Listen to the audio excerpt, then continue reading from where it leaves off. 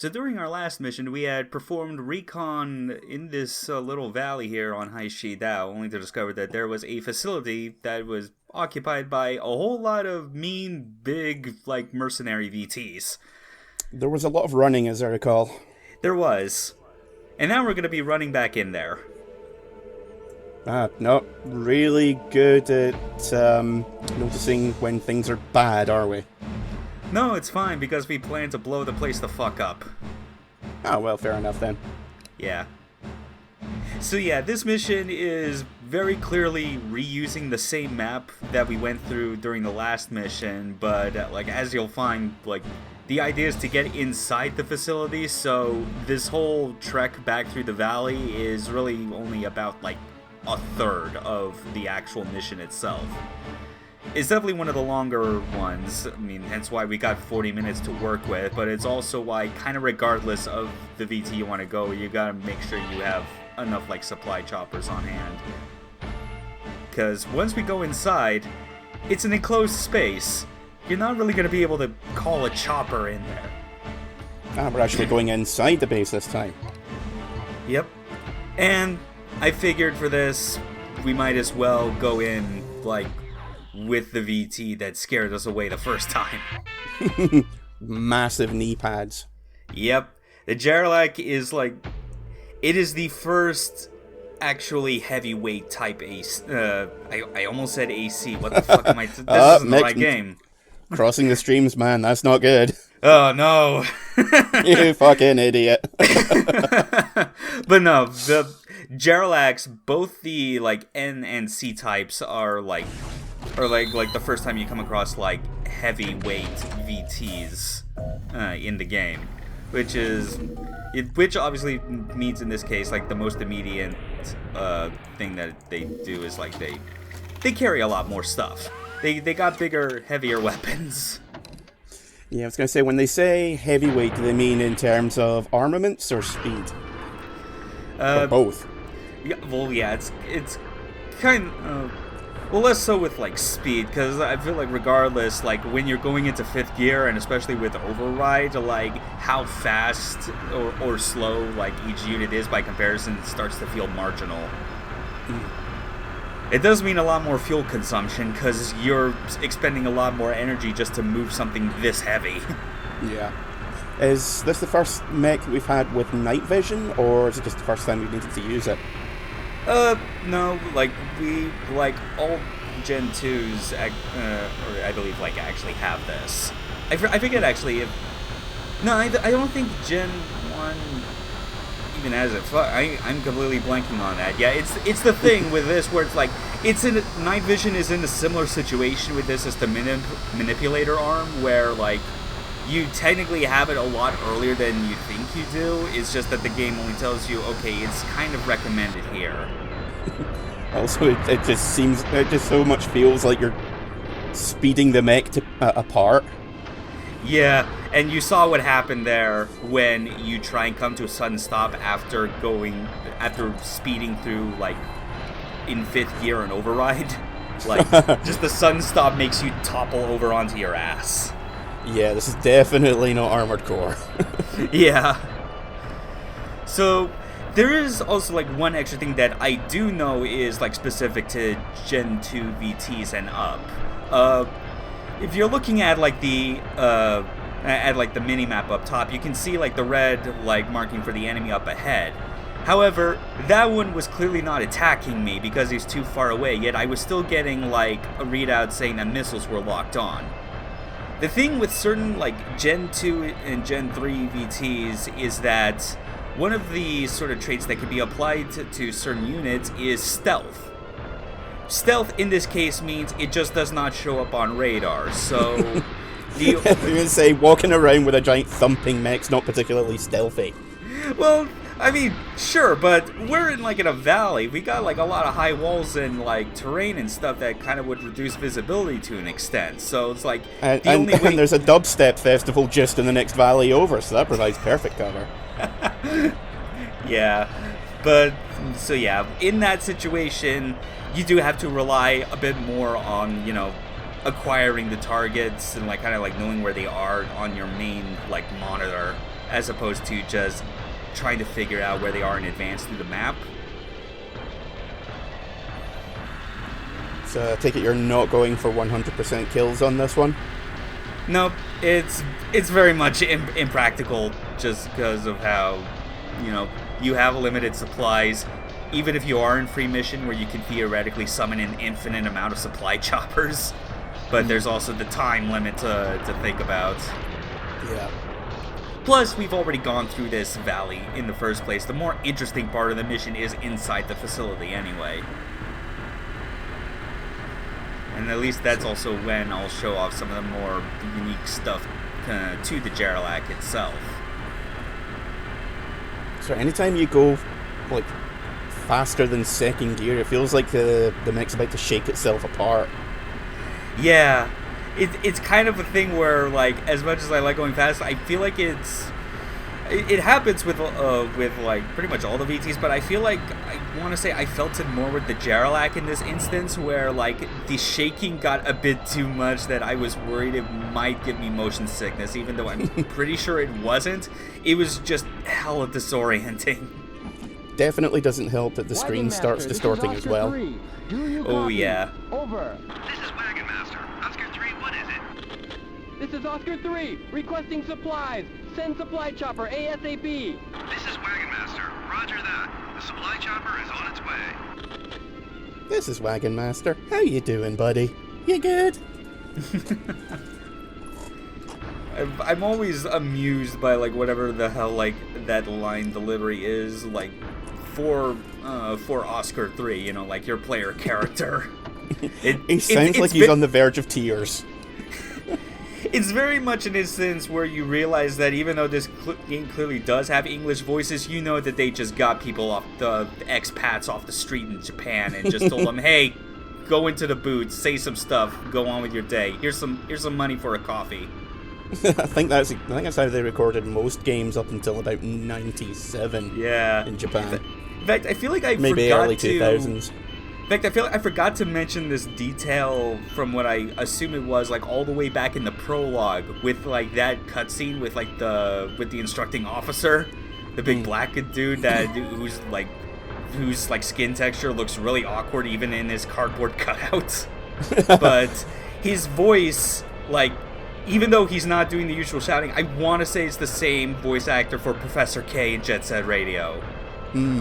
Like, it sounds like the same sort of, like, tone and inflection of, like, when speaking normally. Because, like, Jet Set Radio has, like, that kind of opening, like, narration crawl where it's clearly Professor K's voice, but he's not doing his usual Jet Set Radio! Like, yeah. So, and that's the sort of thing where, like, I want to say for sure that that's even further proof that these actors are people that they just had access to in Japan and not overseas. Because even in Jet Set Radio's original Japanese release, everyone spoke in Japanese except for K. Yeah. But enough about that and reminiscing about the greatest Dreamcast game ever. We're gonna fight another Jaralacc around this door, and this is one where, because of the close quarters, it is equal chances to go very well or very wrong. So we're just gonna torch this thing to death and hopefully knock it over, which we do, because Jaralaccs are definitely on the upper end of the scale in terms of enemies that love to dodge your attacks with alarming frequency. Yeah, Jaralacc sounds like it should be some kind of stomach medication. Yeah. But yeah, we destroyed a bunch of smoothbore rounds with accompanying flames. It's important to note that, like, that thing actually has its own melee weapon. The Jaralaccs have like a cutter bolt, kind of like it's like a weird, like, a shoulder-mounted drill as their melee weapon that I'm pretty sure is like more powerful than any of the plasma cutter variants. And I've gotten hit by that. It is not fun. You get hit with it, you might as well prematurely eject because there's no recovering. Take it there's no way for you to get access to that right now? Or at all? Not if I was using the Jaralacc C model, I would have it. I went with the N because like it has the flamethrower, and like I kind of just wanted to like show that off, like, in this particular instance. Hmm. Yeah, because, like, that's the other thing, like, both Jaralaccs models have access to, like, flame-based weaponry, which, you know, we've been hit with that, and, like, the way it works is that it's basically, like a damage over time, kind of. Like, if you play, like, Armored Core 2, for instance, that's usually, like, how it works, like, when you get, like... Yeah. When you get heated up over a certain threshold, your health starts ticking down. Not as fast as it does in AC2, but the thing that you're expected to do when you do catch on fire is that you hit the, like, extinguisher button on your controller, because the fire lamp inside your cockpit lights up going, hey, your shit's on fire, you gotta stop it quick, and then you just shit's on fire, yeah. douse yourself immediately on the spot.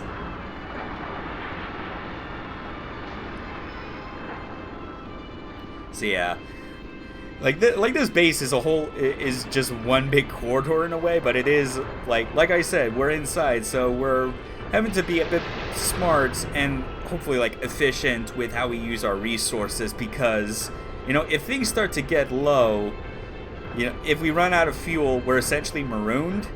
And if we got to a situation where, like, if I was playing this on my own time and like just like wanting to do whatever, I would probably like take like an extra trip to the outside to make another supply run, but we're not doing that.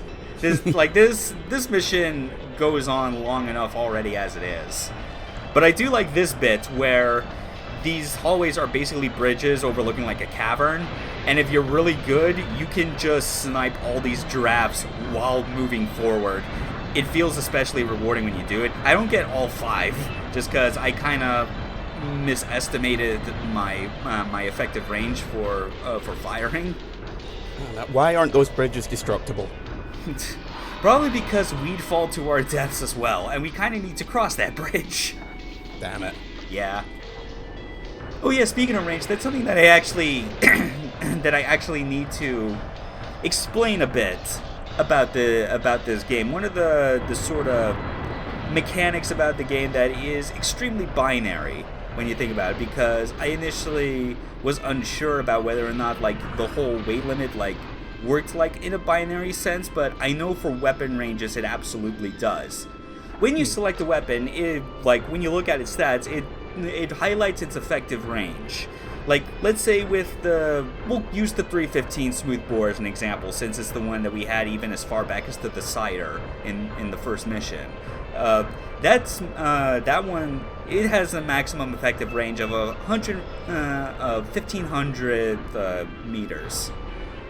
So, like, that means any target that is within that range, if you hit them with it, they take the full damage. If they go outside even 1 meter from that effective targeting range, it basically deals 0. That is excessively dumb. It is, and it's even dumber when you realize with like certain sidearms, like the grenades, for instance. I believe it's like, not only do they have a maximum effective range, but they also have a minimum effective range. In fact, it's actually more apparent if you use like the AS missile on the Prominence. It's like the maximum effective range, I believe, is very large, like 2,500 meters, but the minimum effective range is 1,000. So you have to be very far away for the missiles to actually work. It's kind of weird that it works that way, and they did not try and program like a sort of a scaling fall off of damage if you go outside of those ranges. But I mean, in game terms, I guess it makes sense why they left it as is, because they want to make sure you're actually taking your weapon's effective ranges seriously and using them properly. It just seems counterproductive when every weapon on every mech can be foiled by taking a big step backwards. Or to the side. Yeah. Oh, I'm in range. Oh, no, sorry, can't do anything now. Yeah. Just around the size of a family hatchback bounces off your face, ineffectively. Luckily, you can get around the problem of enemies dodging so frequently if you just free aim and fire instead of using the lock-on. But that obviously provides its own set of skill you have to get good at, which is using the aiming lever, which, as we've mentioned before, it does not recenter itself. And it becomes extra finicky to aim if you're, like, zooming in, because of, obviously, how that changes the field of view and sensitivity of the crosshair. But, I mean, at least with that, it's super satisfying when you are able to just get a shot off on an enemy and kill them, and you never had to lock on.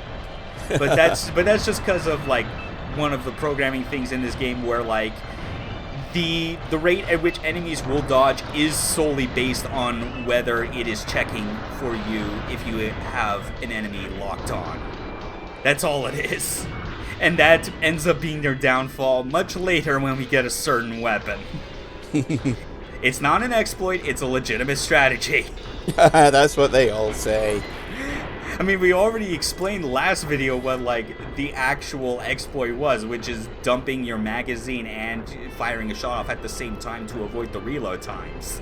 But Yeah. that's only because when you do that in line of contact, people, like, fucking hate your guts for it. But we're now coming to the end. This is actually going to be a boss fight, and I'm going to call it a boss fight specifically because the VT we fight on the other side of this door, while technically a Jaralac, is a specific unit we do not get access to. We get access to the N and C model variants, but we don't get access to the Jaralac NS. New typeset? Sure, we'll call it that, I guess. He's about just as dodge happy as, like, the others, and you don't want to get close to him. Oh, Jesus. Yeah, there goes a quarter of the health. You kind of want to spend, like, the way fights like this go, especially with a VT as tough as this, as you're going to be using the slide step a lot, which is kind of risky right now, because I'm on my primary fuel tank already, and it's going down real fast. And I don't have override on, which would normally exacerbate the fuel drain. The way you're popping in and out of covers reminded me more of Time Crisis. In a way, yeah, but unfortunately I dealt enough damage, I didn't run out of ammo or chaff or whatever. It's down. We took over the place. Yes, I am alright. It was cutting it pretty close there, I'll admit. I mean, At least they don't make you walk all your way back out. Yeah, that's a relief, because, yeah, recording this mission the way I wanted did take a couple tries, as you'd imagine. But yeah, that's a good one. There is a funny, like, there's actually, like, a little hidden thing that you can find in this mission, but I had to leave it behind precisely because taking the Jaralac with me was such a fuel hog. So while I can't show what's exactly in this hidden spot, I'll 2 videos from now, I will show the reward that you get for actually finding that hidden thing in this mission. It'll be in the form of a cutscene, but it'll be very nice when we get it.